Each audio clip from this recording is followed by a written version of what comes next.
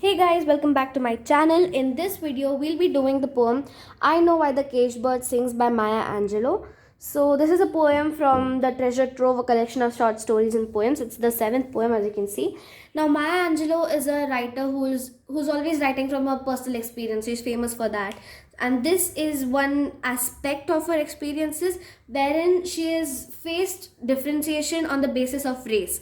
She was an Afro-American, and the other whites that lived around her, she has faced some racial discrimination with them. So she's just symbolized the differences she's faced, and how it's a different life for the Afro Americans and the original Americans, with a symbolization of a free bird and a caged bird.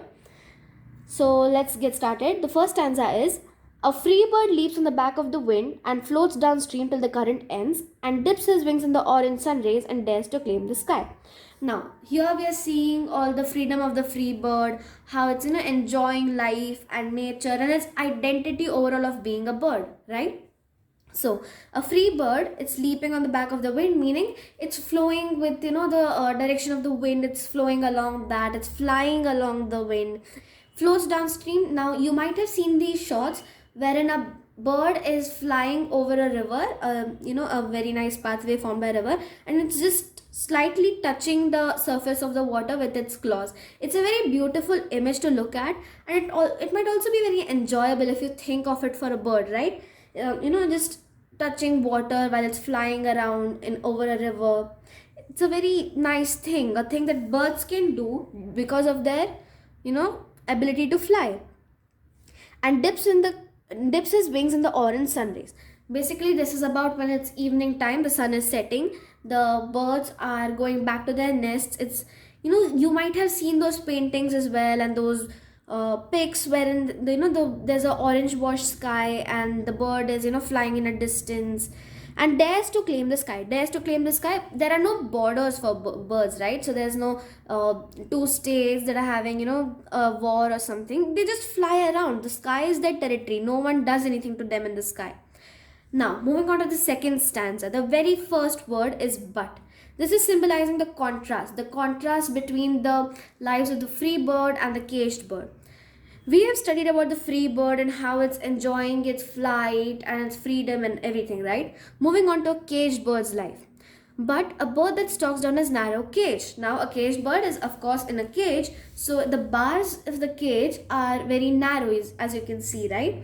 The bars of the cage are very close together. You cannot exactly clearly see through them. So, that's the same thing for the birds, right?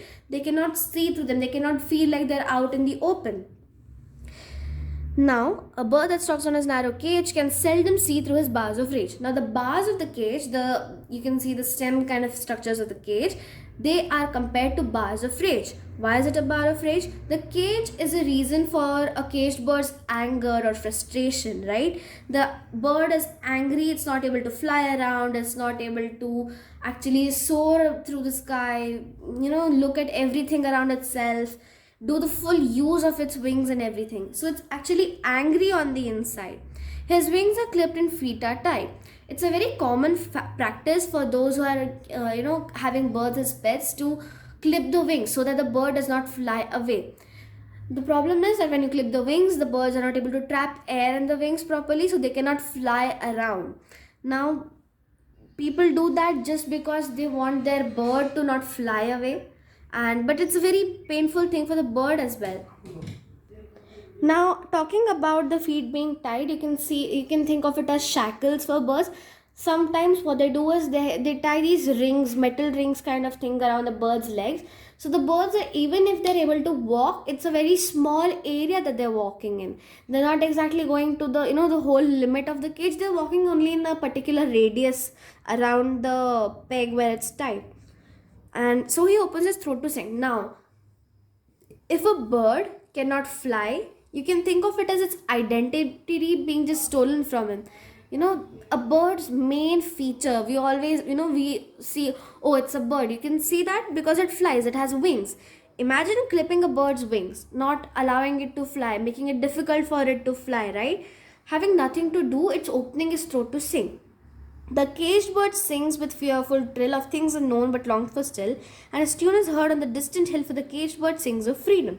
Now, what is the caged bird singing of? It's singing of things that are, it is not experiencing. It's one first thing, it's singing with a fearful trill.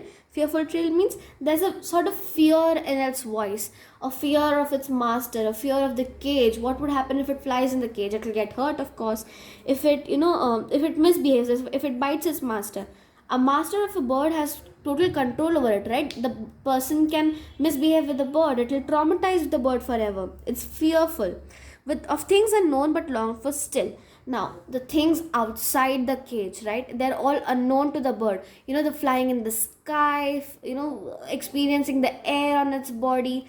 All of this is unknown, but the bird is longing for it. The bird wants to experience all of that, right? So, singing of those things, the things that it's not able to do while sitting in the cage.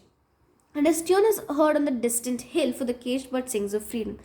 The voice of the bird being heard on a distant hill, the bird itself is not able to go there. Its voice is heard. And why is the voice being heard? That is because the bird sings of freedom. The bird sings of all the happy things. Moving on to the next stanza, after talking about the caged bird, we are back to the free bird, the free bird part of the poem. The free bird thinks of another breeze, and the trade wind soft through the sighing trees, and the fat worms waiting on the dawn bright lawn, and he names the sky his own. Okay, so now the free bird, all the opportunities, all the happiness, what it's thinking, the free bird, well, this bird, the caged bird, is thinking of, whatever a free bird does in its daily routine. The free bird is thinking of flying in another breeze meaning to another place, to a distant place, flying in a different wind direction of the trade winds soft to the sighing trees. Now, if you have ever been in a dense forest, in a nice tree area and everything, you'll know that the voice of the small sound of the trees, and the wind passing through the trees, the leaves rustling, it's very soothing, it's very calming, it's a nice thing to hear, very pleasant and everything. This free bird is thinking of how the wind would make noise in another set of trees away from what its local area is. And the fat worms waiting on a dawn bright lawn. The fat worms are a symbolism of opportunities that are experienced by the Americans, the whites basically. Okay, now the fat, basically, that the early bird gets the worm, or whatever food or anything, you can just change it as you want.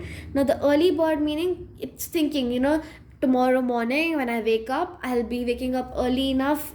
During dawn, I can see, fat worms, juicy worms for myself to eat, right? So the bird is thinking of juicy, yummy worms for itself, while the caged bird has nothing to think about, but then what it can do, what every other bird does in front of it while it's being caged. And again, names the sky his own. The sky is a bird's territory. No one can say, oh, the birds can't fly in this area of the sky. They just fly around, right? But a caged bird stands on the grave of dreams. His shadows shout and a nightmare scream. His wings are clipped and his feet are tied, so he opens his throat to sing. Now, a caged bird is standing on a grave of dreams. Why? Because it's caged. It cannot move around. It cannot fly. The dream of a bird is to face freedom, have the freedom to fly to unknown places. His shadow shouts in a nightmare scream. Now the caged bird is so scared and so fearful that even its shadow is having a very nightmarish scream, right? His wings are clipped, his feet are tied, he opens his throat to sing. Just what was in the last to last stanza about the caged bird. Wings are clipped, feet are tied. Mostly what pet parents do basically. Because those who keep the pets with themselves. The caged bird sings with a fearful trill of things unknown but longed for still, and his tune is heard on the distant hill, for the caged bird sings of freedom. We have again repeated the third stanza that was on the last page. And that's it for the poem, guys. Now moving on to the symbolisms. Okay, now this is a poem filled with symbolisms. So in the exam, they might ask you about the symbolisms of a few of them. So here are a few symbolisms. First, free bird, the natives, the whites, the Americans, right? Caged bird is the Afro-Americans or Maya Angelou herself, because she's also faced the problems that are faced by the blacks over there.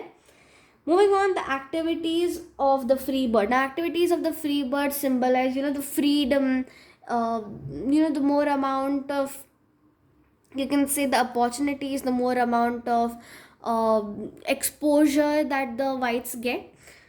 Trade winds is basically talking about different ideas, new ideas, a different approach to life, a more freer approach, you can say. Now, the singing of the cage bird, the longing for the things, that the whites possess, the longing of the blacks for the things possessed by the whites. Moving on, the condition of the cage bird, condition of the blacks, condition of Maya Angelou herself, of the oppressed, right? And the fat worms, like we discussed, that is basically the opportunities that are there for the whites but that are not there for the blacks or the Afro Americans, right? So guys, that's it for the video. Don't forget to revise the symbolisms before you go to the exams, and just read the poem over and over again so that you have all the keywords registered in your mind, and over there you can just at least note down the terms used in the poem itself. That will gain you extra marks. So guys, that's it for the video. Don't forget to like, share and subscribe, and thanks for watching.